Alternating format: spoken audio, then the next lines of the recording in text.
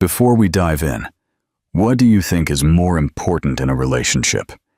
Being seen for who you are, or being loved for who someone wants you to be? Leave us a comment below. And please, like this video and subscribe to our channel for more incredible stories. The Heart's True Calling, a CEO's Journey. Ethan Vance walked through the streets of London with the same expression he always wore: vacant. He had just left his 5th therapy session in 2 years, and, like the others, it had ended in nothing. The doctors spoke of depression, anxiety, 1,000 names for something he couldn't explain. He only knew that inside, he felt like a ghost walking among the living. At 32, Ethan had everything a man was supposed to have to be happy. His tech consulting firm gave him more money than he could spend.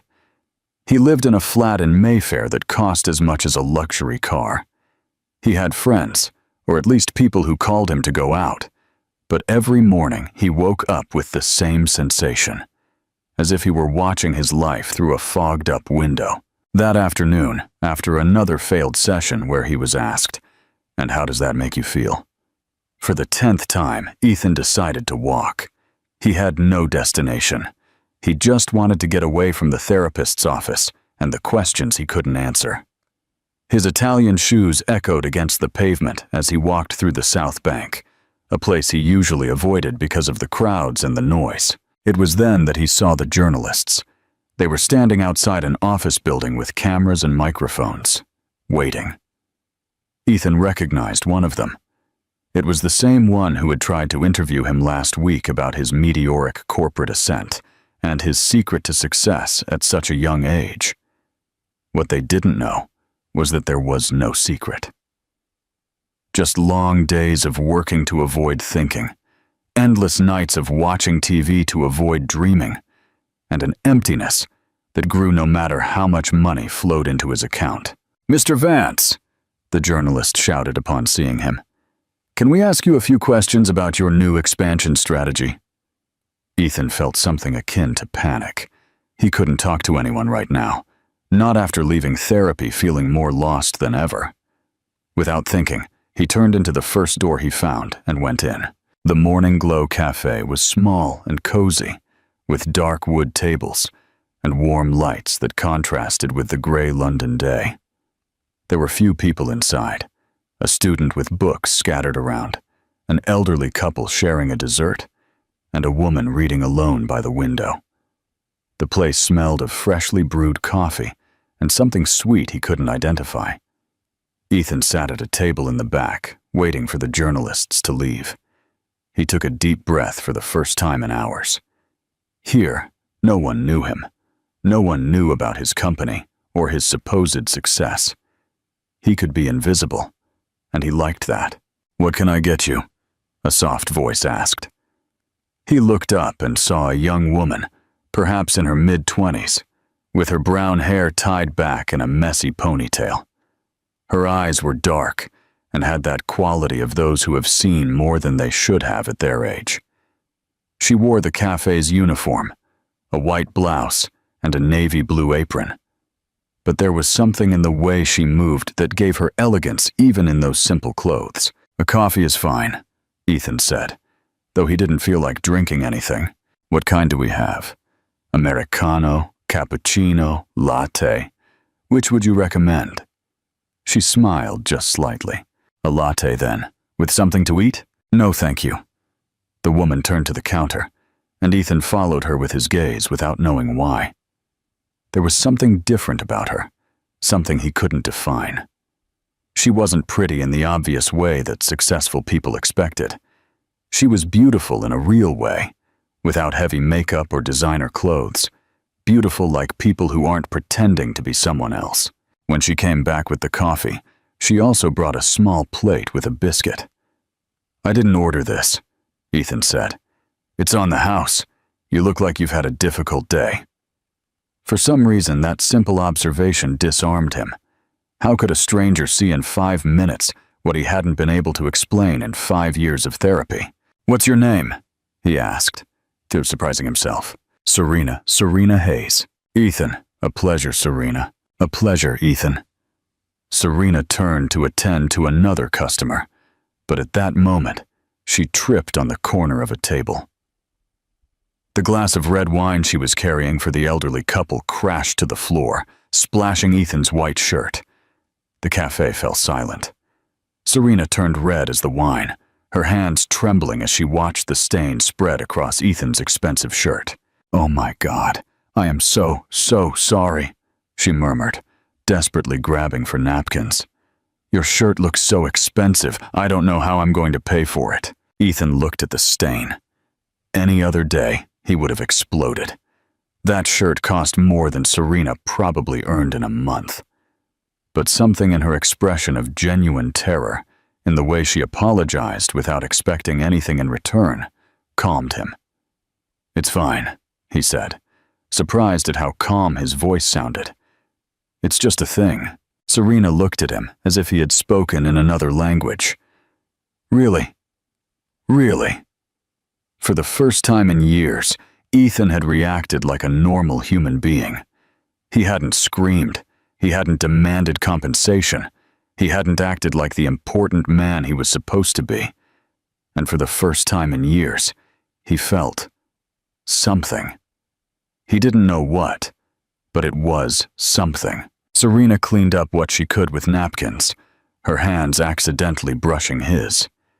Ethan felt a small electric shock he had never experienced before. "Thank you," she said, and there was a note of genuine relief in her voice. Ethan stayed there until the cafe closed, pretending to read emails on his phone. When he finally left, he walked the 15 blocks to his flat without noticing the distance. That night, for the first time in months, he didn't turn on the television. He sat in his expensive living room, looking out the window, thinking about a woman who had apologized for ruining his shirt, and how that had been the most real thing he had felt in years. A small act of kindness ignites a quiet revolution. What do you think will happen when Ethan returns to the cafe? Share your predictions in the comments. Don't forget to like this video and subscribe for the unfolding story. The next day, Ethan woke up feeling different. He couldn't explain what had changed, but for the first time in months, he didn't stay in bed postponing the moment of getting up. He showered, put on a new shirt, and as he shaved, he found himself thinking about the Morning Glow Cafe. During his 9 a.m. meeting with his management team, his mind wandered to Serena. He wondered if she had slept well, if she was still worried about the ruined shirt, if she remembered his name. When his partner asked him about third-quarter projections, Ethan had to ask him to repeat the question. "Are you all right?" Chris asked after the meeting. "You seem, I don't know, different." "I'm fine," Ethan replied, though he wasn't sure what that meant. At 12:30, he made an excuse to leave the office. He said he had a meeting with a potential client in the city center. It wasn't a complete lie. He had a meeting, but it wasn't about business. The Morning Glow Cafe was busier than the day before. Ethan felt nervous as he waited in line, like a teenager about to talk to a girl he liked. When it was his turn, Serena recognized him immediately. "Hello," she said with a small but genuine smile. "How's the shirt?" "It survived," Ethan replied, and he was surprised to make a joke. He didn't make jokes. "I'm glad to hear that. The same as yesterday?" "Yes, please." Serena prepared his latte with precise, elegant movements. Ethan watched her work, noticing small details. How she bit her bottom lip when she concentrated. How she hummed softly as she cleaned the machine. How she greeted every customer as if they were important. "Here you are," she said, placing the cup in front of him. "No wine this time." Ethan laughed. A real laugh. Not the social laugh he used in business meetings. "Thanks for the heads up." He sat at the same table from the day before and took out his laptop, pretending to work. In reality, he spent the next hour discreetly observing Serena as she attended to other customers. There was something hypnotic in the way she moved through the cafe, as if it were the place where she belonged. When the cafe emptied a little, Serena approached to clean the nearby tables. "Do you work from here often?" she asked, gesturing to his laptop. "No, not really, but I like the atmosphere." "What do you do?" "Tech consulting," Ethan said, and then added, "It's pretty boring." Serena laughed. "I doubt it's boring. It sounds important."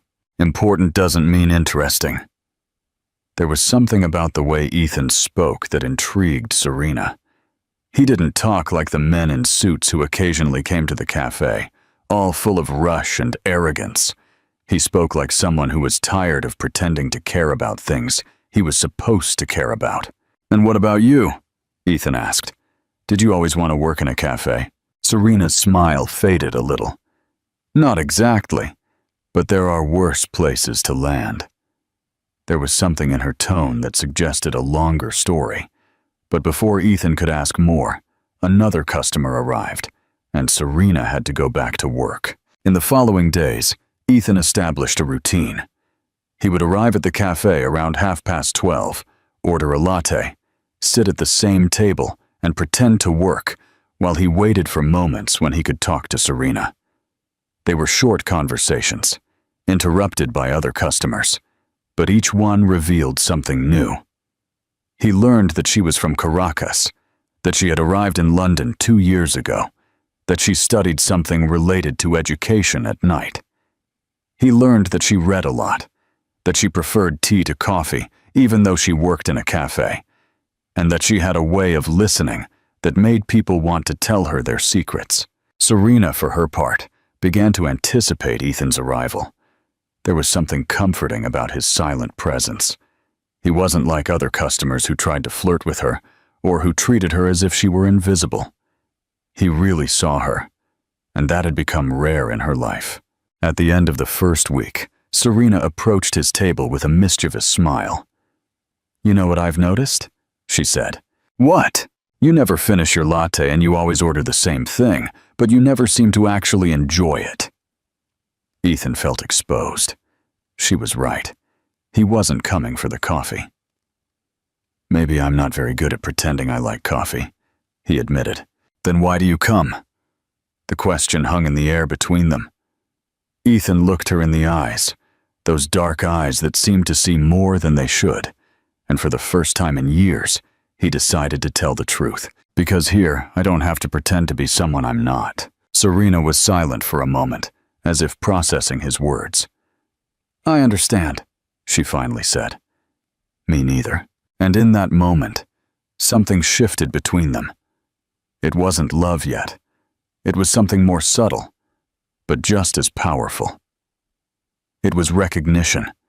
Two people who had been pretending for so long that they had forgotten who they really were, finding each other in a small cafe in the center of London.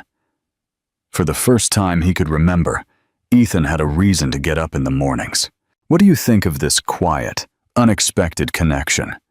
Has a small moment with a stranger ever changed your perspective on your own life? Tell us in the comments below. 2 weeks after their first honest conversation, Ethan had turned the Morning Glow Cafe into his unofficial second office. His laptop was filled with unreviewed documents and unanswered emails. Projects had lost their urgency. His real job now was to decipher Serena Hayes. He had learned that she always arrived 15 minutes before her shift, that she greeted every colleague by name, and that she had a particular way of cleaning tables. Always in circles, always with the same meticulousness. He had also noticed that some days she arrived with swollen eyes, as if she had been crying, but she never let it affect how she treated customers. That Tuesday, the cafe was especially quiet. Only 3 customers remained besides Ethan, and Serena approached his table with 2 cups of tea. "You look like you need something stronger than coffee," she said, placing a cup in front of him. "Is it that obvious?" "Quite. You've been wearing the same wrinkled shirt for 3 days, and today you're wearing mismatched shoes." Ethan looked down and realized she was right.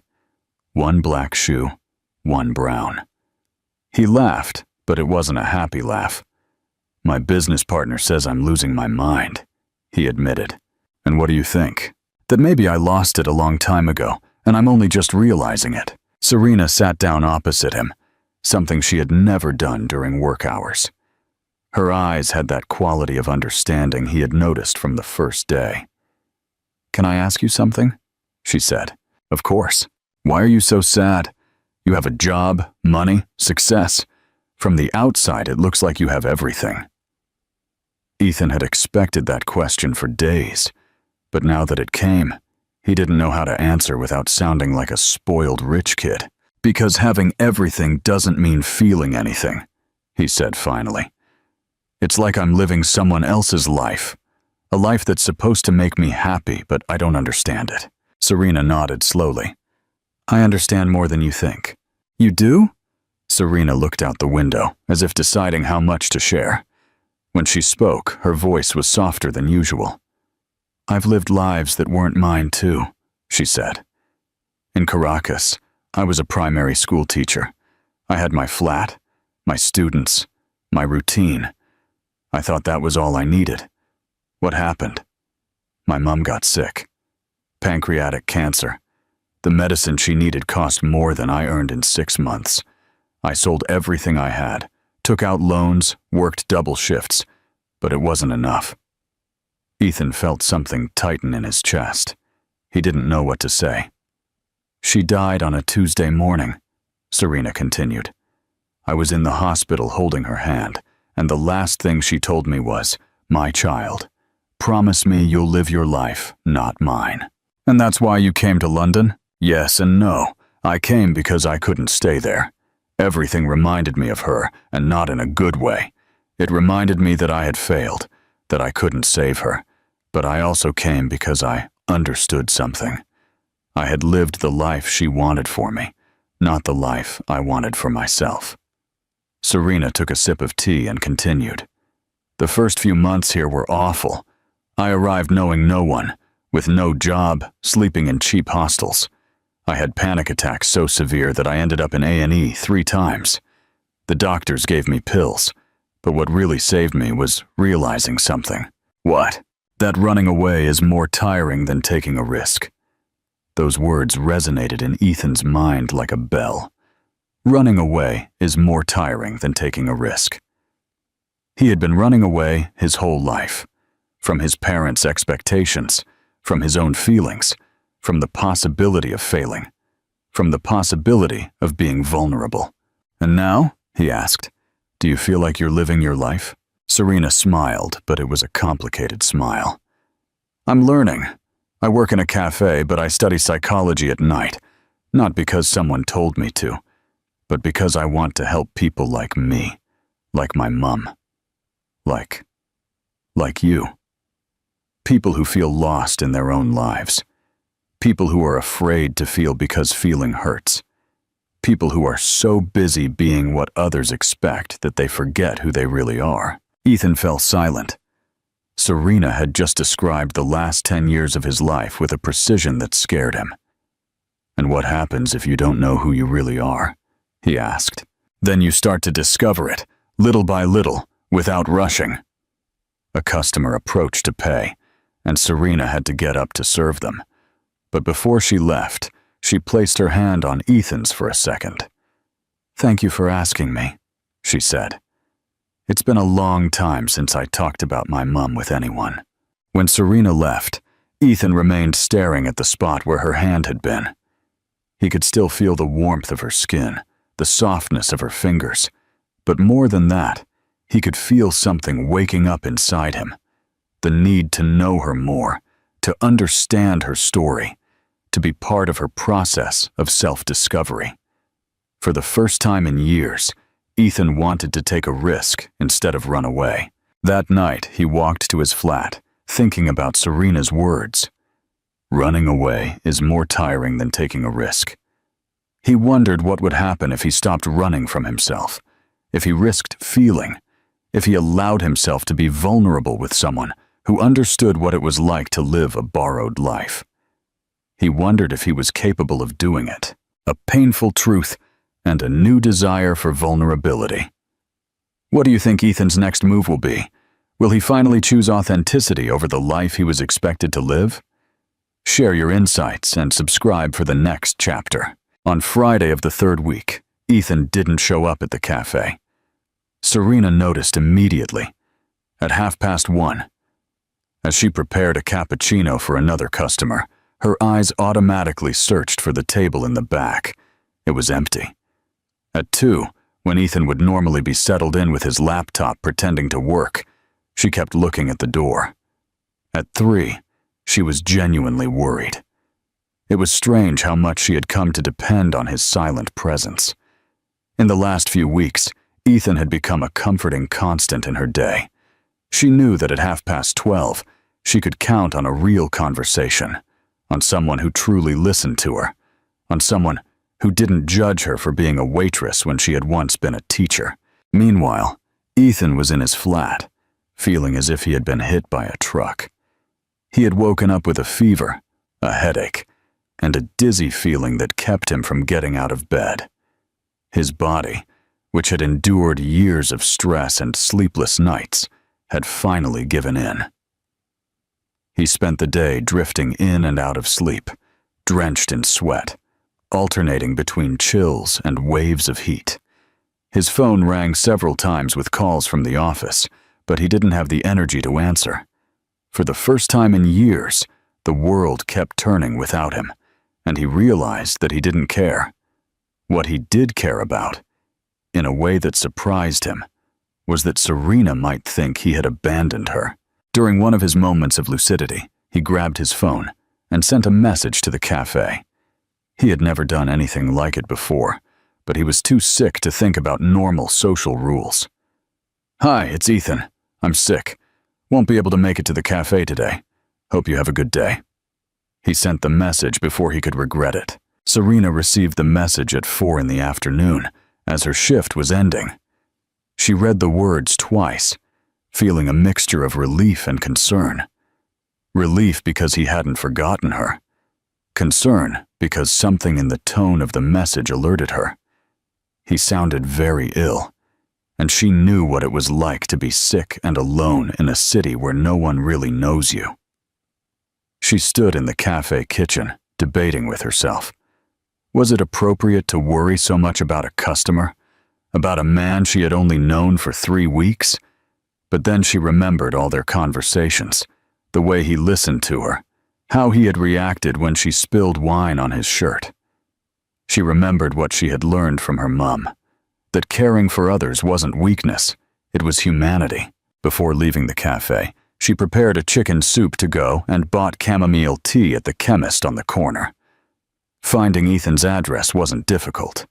He had mentioned the building he lived in during one of their conversations, and Google gave her the rest of the information. An hour later, she was standing in front of a luxurious building in Knightsbridge, feeling completely out of place in her work clothes. The doorman looked at her with suspicion until she explained that she was bringing medicine for Mr. Vance. After a brief call, he let her go up. When Ethan opened the door to his flat, Serena was startled. He was pale, with deep, dark circles under his eyes, and he was leaning on the doorframe as if it were the only thing holding him up. His hair was a mess, and he wore a wrinkled t-shirt that smelled of sick sweat. "Serena?"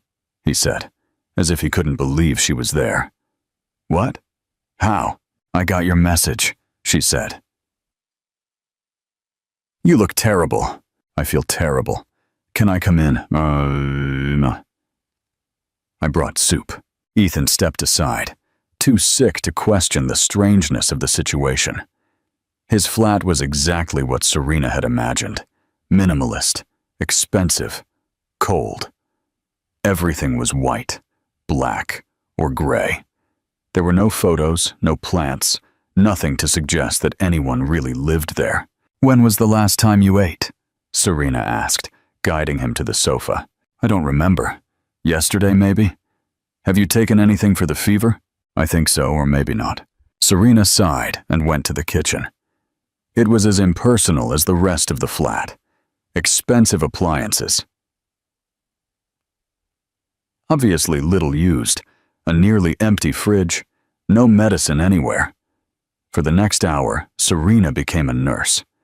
She gave him fever medication, forced him to eat the soup by small spoonfuls, and made him chamomile tea. Ethan let her, too weak to protest.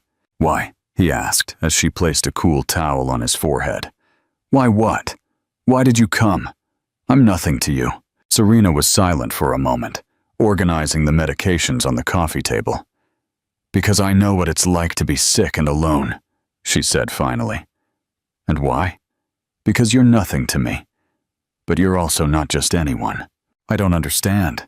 "Me neither, completely." Ethan closed his eyes, feeling the relief of the medicine starting to take effect. But more than the physical relief, he felt something he hadn't experienced in years. Real care. Not the professional care of a doctor or the mandatory concern of an employee, but the genuine care of someone who had chosen to be there. When he opened his eyes, Serena was sitting on the sofa beside him, reading a book she had taken from her bag. "You don't have to stay," he murmured. "I know. Then why?" "Because I don't want you to be alone." And right there, in that moment, something inside Ethan broke. Maybe it was the fever. Maybe it was the vulnerability of being sick. Or maybe it was simply that for the first time in decades, someone had chosen to care for him without expecting anything in return. He began to cry. They weren't silent, dignified tears. They were deep, uncontrolled sobs, years of loneliness and emptiness pouring out of his body like water from a broken dam. He cried for his mom, who had died without him knowing how to tell her he loved her. He cried for his dad, who had never been proud of him. He cried for all the years he had spent pretending to be happy when he felt dead inside. Serena didn't say a word. She didn't offer him easy explanations or try to console him with empty words. She just moved closer to the sofa and sat beside him, placing a gentle hand on his back, while he wept. When he finally stopped, he felt exhausted, but also strangely clean, as if he had released something he had been carrying for years.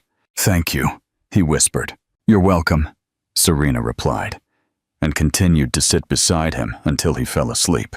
A CEO's cold exterior shatters, revealing a profound vulnerability. Will this moment of shared honesty change everything for Ethan and Serena? What do you think happens next? Share your predictions and subscribe for the next chapter. The next 2 weeks were different. After that afternoon in his flat, something had changed between Ethan and Serena. It wasn't just that he had cried in front of her, but that he had allowed her to take care of him without trying to maintain his image as a successful man. For the first time, he had been completely vulnerable with someone. Ethan continued to go to the cafe every day, but now their conversations were deeper. Serena told him about her nighttime psychology classes, about the books she was reading, about her plans to write a thesis on migratory trauma. He told her about his company, but also about how he had built his life around work to avoid thinking about anything else. One Thursday afternoon, as Serena cleaned almost empty tables, she approached Ethan with a serious expression. "I have something to tell you," she said, sitting down across from him. Ethan closed his laptop. In the last few weeks, he had learned to recognize when Serena had something important to say. "What is it?"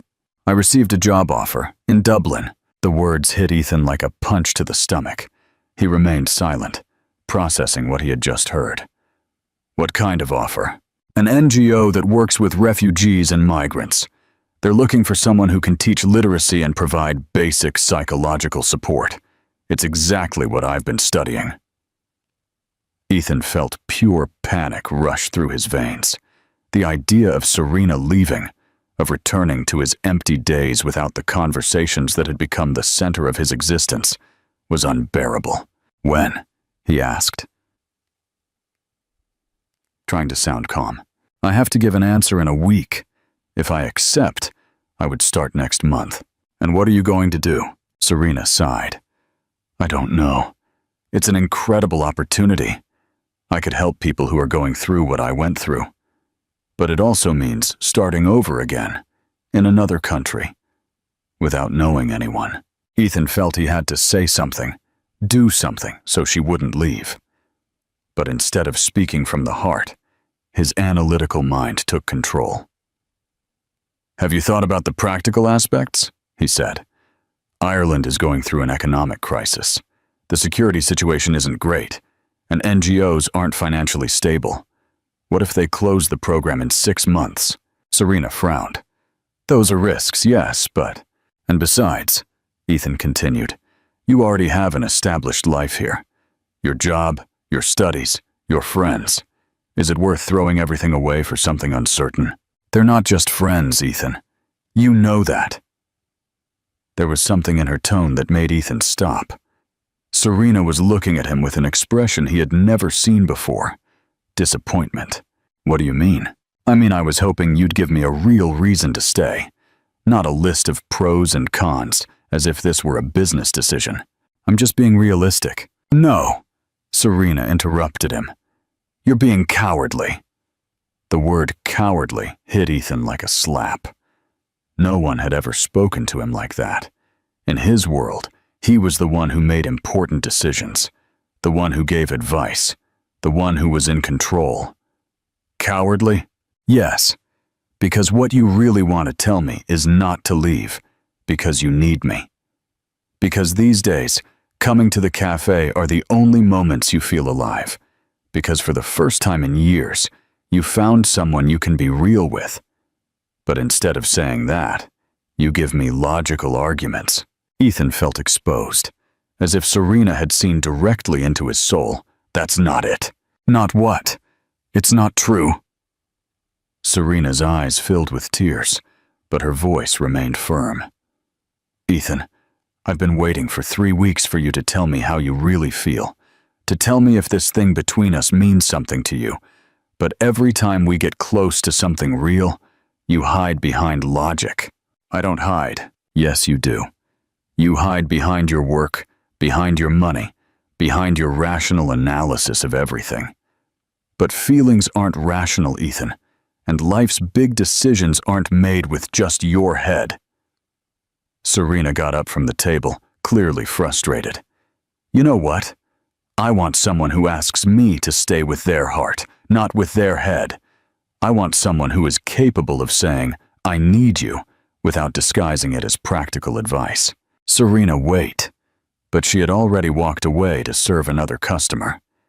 Ethan remained seated, feeling as if the world had moved from beneath his feet. That night, Ethan couldn't sleep.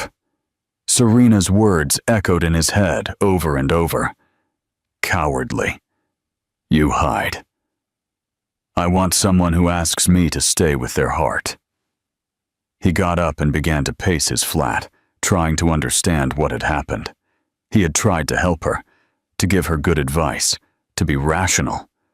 So why was that wrong?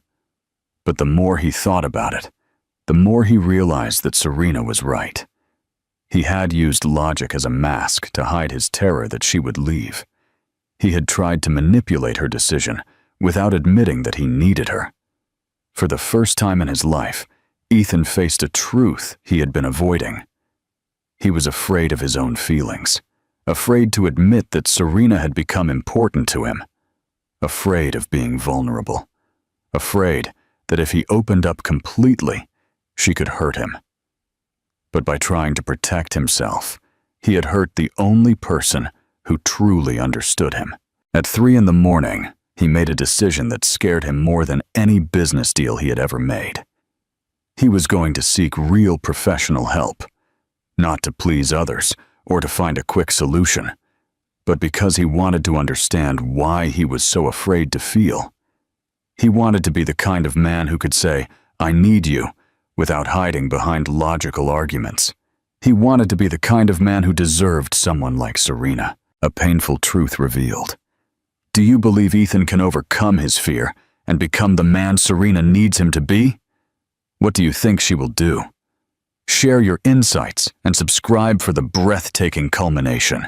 Ethan didn't go to the cafe for 4 days, not because he didn't want to see Serena, but because he knew that if he showed up without having truly changed, he would only make things worse. Instead, he did something he had never done seriously before. He sought help. On Monday morning, he called 3 different therapists until he found one who could see him that same week. On Tuesday, he had his first real therapy session, where for the first time he didn't try to impress the doctor or minimize his problems. He talked about Serena, about the cafe, about how he had used logic to hide his fear. "Have you heard of avoidant personality disorder?" the therapist asked, after listening to him for an hour. "No. It's when a person avoids close relationships for fear of rejection or criticism. They tend to hide behind work, logic, anything that protects them from being vulnerable." Ethan fell silent. It was as if someone had named everything he had felt for years. Can it be fixed? It doesn't get fixed. You work at it. It requires time, and above all, it requires you, Geef, to be willing to feel the things you've been avoiding. The next few days were the most difficult of Ethan's life. In therapy, he began to talk about things he had never verbalized. His fear of abandonment, his need for control, the way he had built an identity entirely based on external achievements because he didn't know who he was inside. On Thursday, he found out by chance that Serena had accepted the job in Dublin. One of the cafe's waitresses mentioned it to him when he went to pick up a book he had left behind. "It's a shame," the girl said. "Serena is the best employee we've ever had, but she seems excited about her new opportunity." Ethan felt as if the air had been knocked out of him. He had run out of time. On Friday morning, early, he went to the cafe before it opened to the public. He knew Serena arrived 15 minutes before her shift to prepare everything. He found her organizing the cups, humming softly as she always did when she thought no one was listening. "Hello," he said from the door. Serena turned, surprised. "Ethan, I haven't seen you in days. I needed to sort some things out with myself before coming to talk to you." Serena put the cups away and turned to face him completely. There was something different about him. He looked more tired, but also more present, as if he was finally inhabiting his own body. "They told me you accepted the job," Ethan said. "Yes. When do you leave?" "Next Monday." They only had 3 days. Ethan felt panic, but this time he didn't try to suppress it or rationalize it. He felt it completely. "Serena," he said, and his voice broke a little. "I don't want you to go. You already told me that, with very convincing arguments." "No, not this time. This time, I'm telling you without arguments, without logic, without trying to convince you of anything." Ethan took a deep breath. "I don't want you to go because I need you. Because these last few days without seeing you have been the worst I've had in months. Because I don't know how to be whole, but I know that with you, I'm learning." Serena was silent, but her eyes filled with tears. "I know I have no right to ask you to change your plans for me," Ethan continued.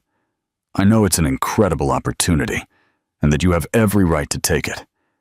But I also know that if I don't tell you this now, I'm going to regret it for the rest of my life." "And what exactly are you telling me?" Ethan took a step closer. "I'm telling you that I love you, that I didn't know what that was until I met you. I'm telling you that I've been in therapy all week, trying to understand why I'm so afraid to feel. I'm telling you that I want to try to be the person you deserve, even if it scares me, and even if I don't know if I can." Serena's tears finally fell. "Ethan, what if I still decide to go? I'll understand. But I wanted you to know that someone loves you enough to ask you to stay without hiding behind excuses." Serena wiped her tears with the back of her hand. When she spoke, her voice was soft but firm. "You know what? I considered turning down the job. From the very first day, even before our fight, I considered staying." "Why didn't you?" "Because I needed to know if you were capable of not running away. I needed to know if, when things got difficult, When you had to choose between protecting yourself and taking a risk for us, you would choose to take the risk. Ethan felt hope mixing with fear in his chest. And now, Serena moved closer to him until they were face to face. Now I know you are. They hugged there, in the empty cafe, between the smell of freshly brewed coffee and the golden light of the London morning. It wasn't the hug of two people saving each other, but the hug of two people who had decided to choose each other, with all their fears. "So you're staying?" Ethan asked, his face buried in her hair. "I'm staying," Serena murmured against his chest. "But not because you convinced me. I'm staying because I want to see what we are capable of building together." For the first time in his life, someone had chosen to stay not for his logical arguments, but despite all his fears. The first real bond in his life had just begun, a powerful declaration of love and a courageous choice. What do you think the future holds for Ethan and Serena as they build a new life together? Share your hopes for this authentic couple in the comments. Don't forget to like this video and subscribe for the beautiful culmination. 6 months later, Ethan and Serena had learned that real love isn't like in the movies. There was no background music when they argued about who had left the dirty dishes. No slow motion when Serena arrived tired from her night classes and just wanted silence. But there was something better than perfect moments. There was honesty. Ethan continued to go to therapy every Wednesday. Some weeks he left feeling better. Others he left confused and frustrated. His therapist had explained that healing wasn't a straight line upward, but more like climbing a mountain with many curves. There were days when he felt like he had advanced for miles, and others when he seemed to have gone back to the starting point. Serena had definitively turned down the job in Dublin, but she hadn't stayed the same. She had negotiated with the cafe owner to work part-time and dedicate her afternoons to studying. She had also started teaching Spanish to migrants on weekends, something that filled her with energy in a way the cafe job never had. "It's strange," she told Ethan one afternoon while they were making dinner in his flat. "Before, I thought I had to choose between staying and following my dreams, but it turns out I could do both. Don't you miss the opportunity in Dublin?" "Sometimes, but I've learned that opportunities aren't a one-time thing. Others might come, maybe better, maybe different. What's unique is this," she said, gesturing to the space between them. Not everything had been easy. Ethan had had several crises during those months. One night, after an argument about something as simple as where to spend the weekend, he had panicked and told Serena that maybe he wasn't capable of being in a real relationship. "It's so difficult," he had said, pacing the living room like a caged animal. "I don't know how to do this. I don't know how to be with someone without ruining it." Serena had let him pace, waiting for him to calm down. When he finally sat down, exhausted by his own anxiety, she had moved closer. "Do you know what I've learned?" she had said. "That love isn't about knowing how to do things perfectly. It's about being willing to learn them together, even when it's hard." That night, for the first time, Ethan had slept at Serena's place. Not because it was a grand romantic declaration, but because he had been honest about his fear, and she had chosen to stay by his side anyway. Serena had also had her difficult moments. One night she had cried for 2 hours after talking on the phone with a cousin in Caracas who told her about the increasingly dire situation in Venezuela. She felt guilty for having found stability while her family was still suffering. "Sometimes I feel like I don't have the right to be happy when they're starving," she had confessed through tears. Ethan, who months earlier would have tried to solve the problem with logical solutions, had simply hugged her. They had spent the night awake, talking about survivor's guilt and how you can honor the people you love without sacrificing your own happiness. The next day, they had opened a joint savings account to send money regularly to Serena's family. It wasn't a perfect solution, But it was something real and concrete they could do together. Over time, they had developed small but important rituals. On Sunday mornings, they had breakfast at the cafe where they met, sitting at the same table where Serena had spilled wine on Ethan's shirt. On Wednesdays, after therapy, Ethan would meet Serena at the university where she took classes, and they would walk home together, talking about what each had learned that day. On Saturday nights, they cooked together, experimenting with Venezuelan recipes Serena remembered from her childhood and British dishes neither of them knew how to prepare well. The kitchen always ended up a mess, but they had gotten used to cleaning it together while arguing about politics, books, or plans for the future. Ethan had also started to change his relationship with work. He sold 30% of his company to his partner and hired a general manager to handle daily operations. With the free time and money from the sale, he had started something completely new, a small publishing house focused on books about mental health and emotional well-being. "Why books?" Serena had asked him when he told her the idea. "Because for years I looked for help and didn't know where to find it. Maybe if I had had the right books when I was 20, I wouldn't have spent a decade feeling lost." The publishing house was small, not very profitable, but it was the first time in his life that Ethan had worked on something he genuinely cared about. They had published 3 books so far, one on anxiety in young professionals, another on migratory grief, and one on relationships after 30. One afternoon, while reviewing the printing proofs for the 4th book, Serena had placed her hand on his. "Do you realize what we've done?" she had said. "What?"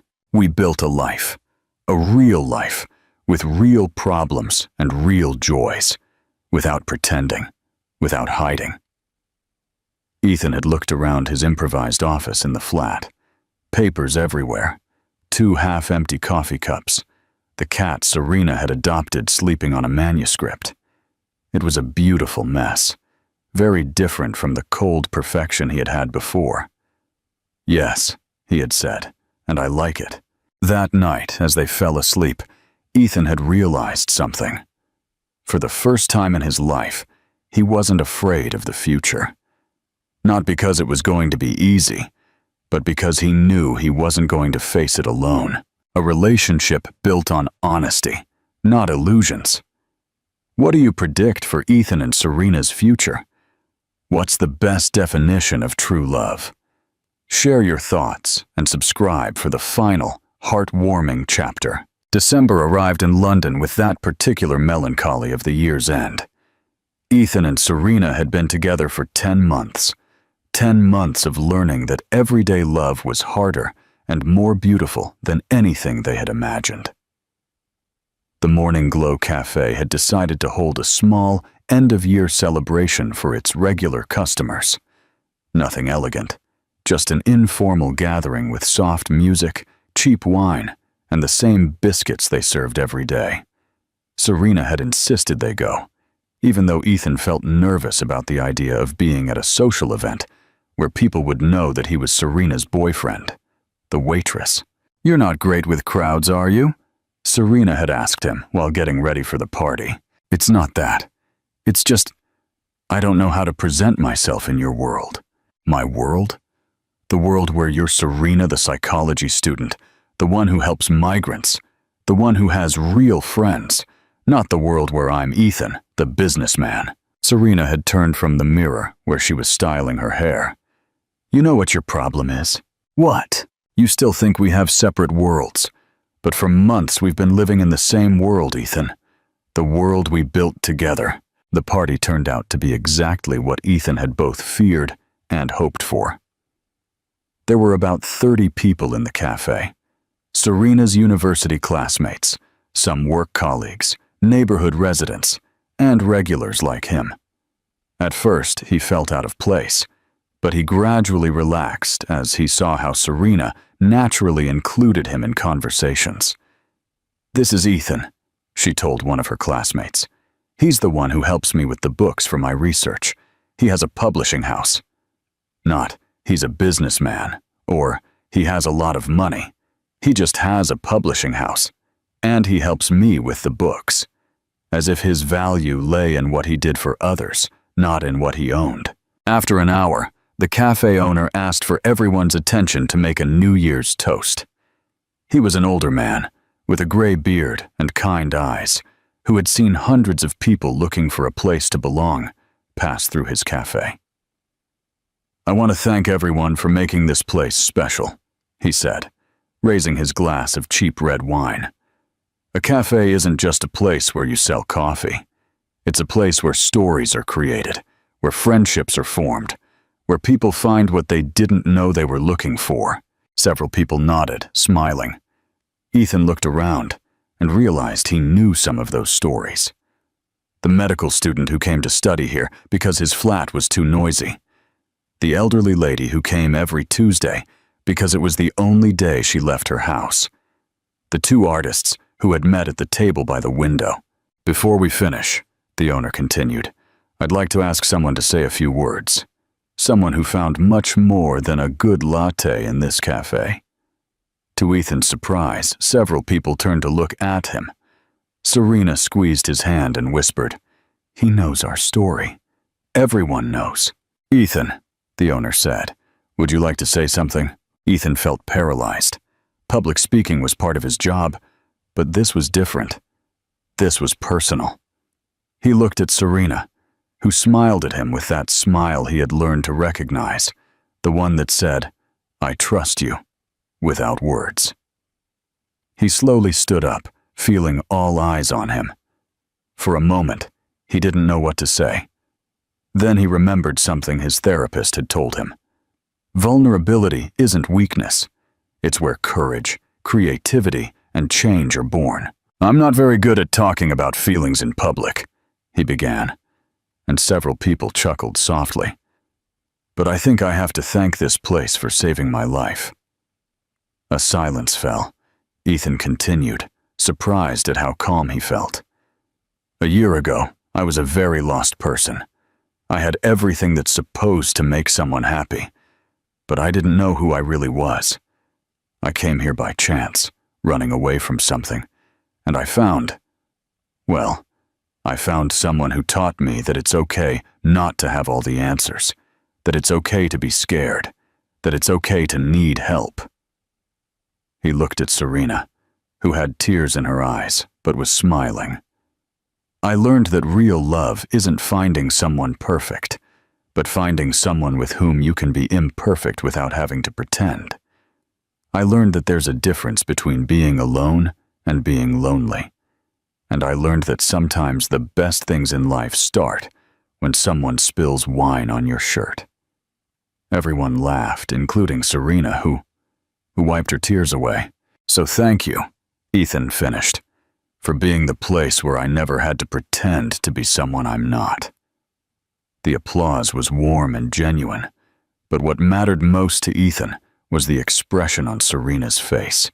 Pure pride and real love. When he sat down, she whispered, "You know that was your first completely honest speech? How do you know that? Because you didn't mention your company, your money, or your achievements even once. You only talked about what really matters."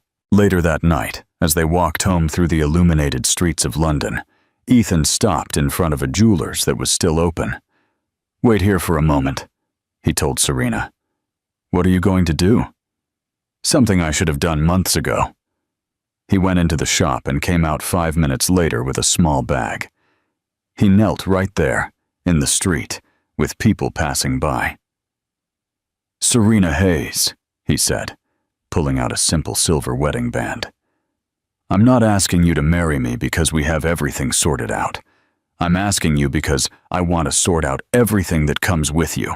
Serena covered her mouth with her hands, between tears and laughter. "Is that your official proposal?"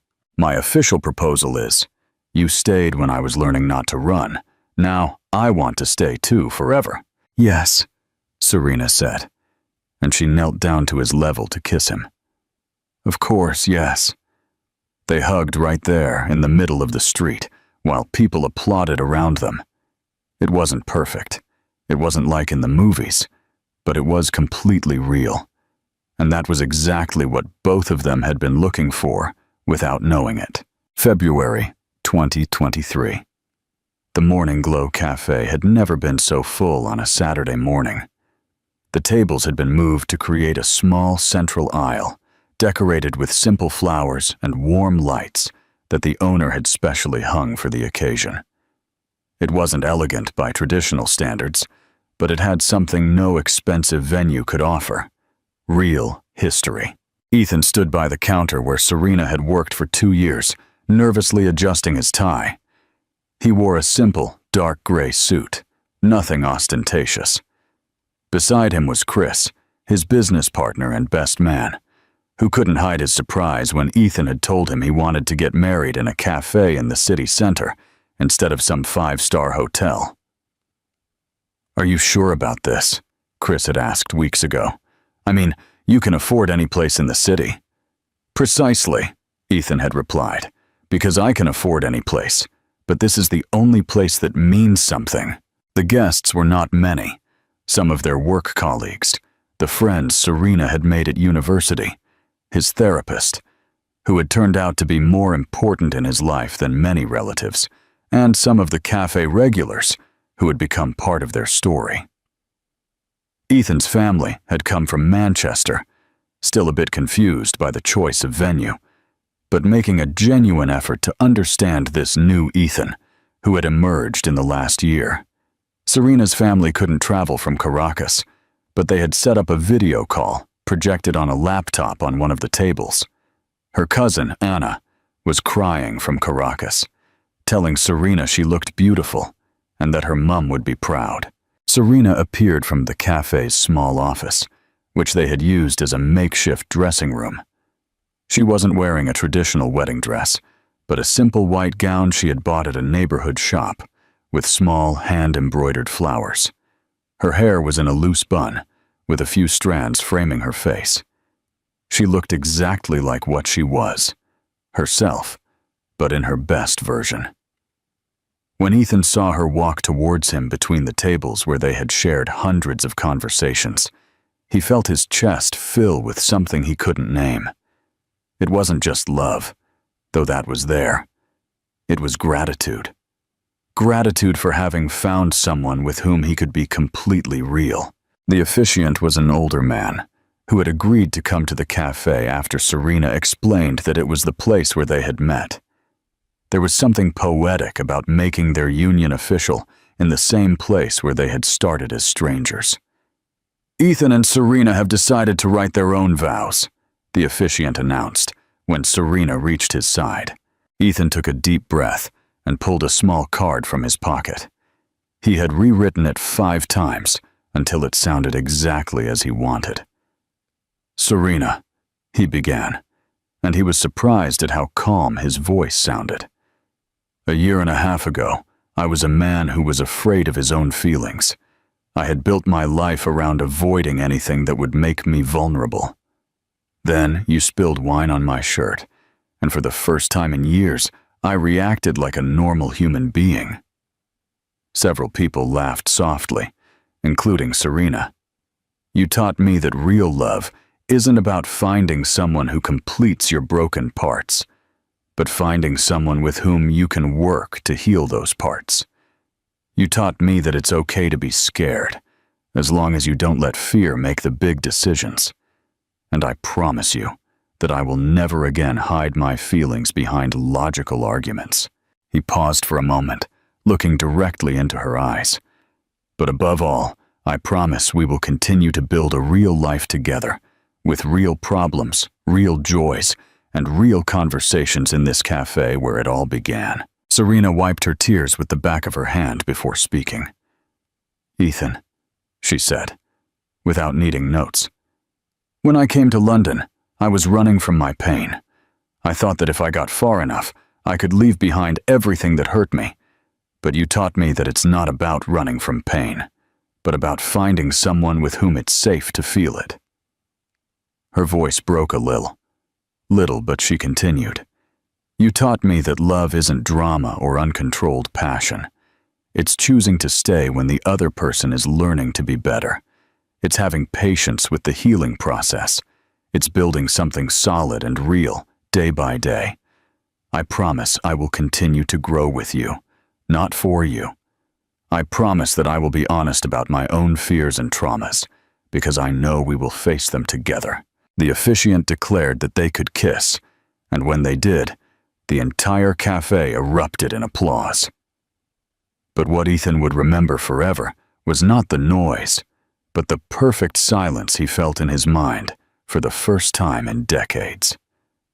After the ceremony, while everyone ate the simple cake they had ordered from the corner bakery, Ethan and Serena sat at their usual table, the same table where she had spilled wine, where they had had their first real conversation, where he had learned to be vulnerable. "How do you feel?"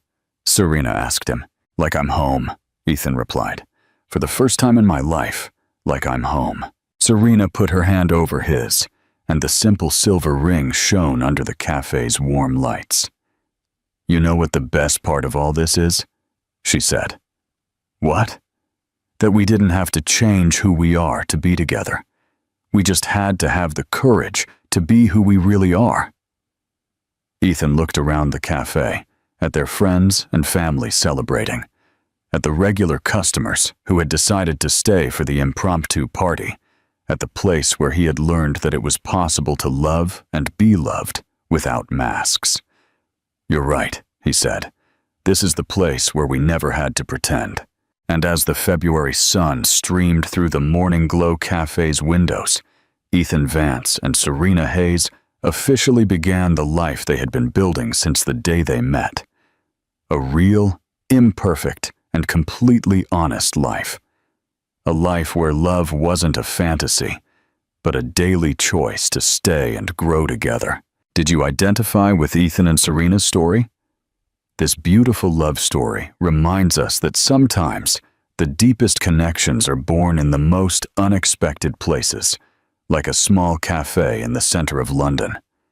If this story touched your heart, if it made you reflect on real love, the kind that requires vulnerability and courage to be authentic, give us a like and share this video with someone who needs to hear that it's okay not to have all the answers, that it's okay to ask for help, and that true love is choosing to stay even when it's difficult.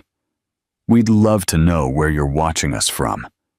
Comment what country you're from and tell us what part of the story you liked the most. Was it the moment Serena spilled the wine? The conversation about running versus risking? Or maybe the proposal in the middle of the street? If you liked this story and want more content about authentic relationships, personal growth, and inspiring stories, don't forget to subscribe to the channel and activate the notification bell to not miss our next stories. Your support helps us continue creating content that reaches the heart.